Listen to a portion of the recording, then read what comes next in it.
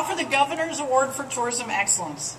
The Maine Windjammer Association is the largest fleet of historic sailing ships in North America, sailing from mid-coast Maine on multi-day adventure tours. Boasting 8 member vessels, with most designated as National Historic Landmarks, the Maine Windjammer Association provides guests with a uniquely authentic Maine tourism experience, and apparently one our social sophisticates are very interested in taking. The Windjammer captains don't offer luxury staterooms or guarantee the weather, so instead they offer the finest customer service and provide extra special touches to create truly memorable and remarkable experiences at sea. Great attention to detail is given for each and every cruise. Birthday cakes appear out of nowhere, and impromptu jam sessions pop up on deck. Perhaps these are the reasons the Windjammers see a return and referral rate averaging 50% and more. By building and maintaining these wood and steel vessels, some of them more than 100 years old, captains are committed to the growth of the industry.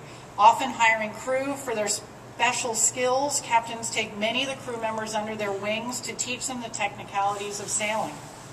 Ensuring that the vessel has a first-rate, hospitable crew is a high priority, guaranteeing their guests have superb experiences.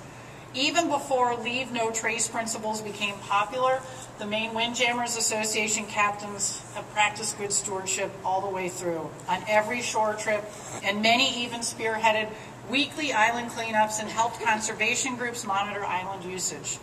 The Maine Windjammer Association is a shining star for Maine's tourism industry, which is why they are the recipient of this year's Governor's Award for Tourism Excellence. Accepting this award is Captain Kip Files, a steadfast member of the Maine Windjammer Association for nearly 25 years. Oh, God. He owns the 3-masted schooner Victory Chimes. His schooner is one of those National Historic Landmarks and is depicted on the Maine State Quarter. Captain, please join us on stage.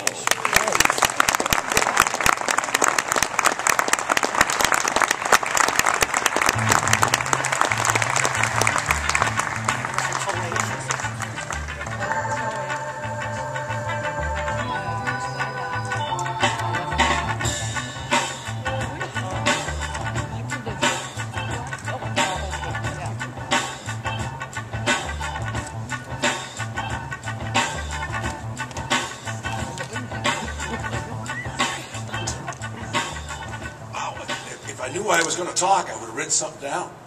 But I scrambled from my home at Sugarloaf to come to the south to get warm today in this wonderful spring weather we're having in Maine.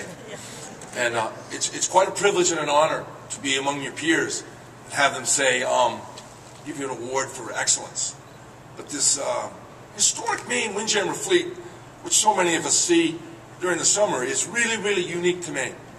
There's no other place in the world that you're going to see a group of historic vessels such that we have here on the coast.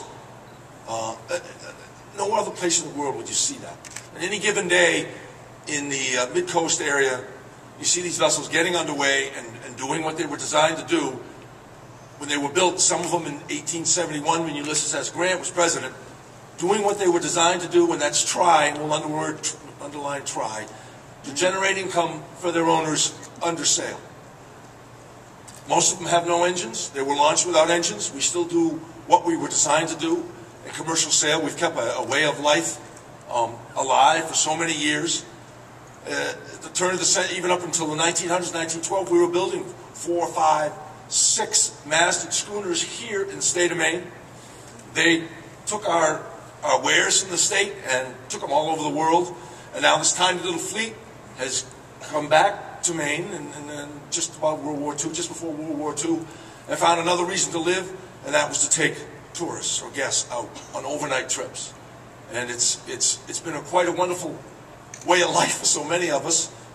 I think back on it when I started 25 years ago, and I remember going to a conference. I can't remember exactly what it was, but I remember there had been an article in a local paper or in a magazine or something, and it said, and it might not even been about the Maine Windjammers, but I remember the title being one of the U.S.'s best kept secrets, vacations in Maine.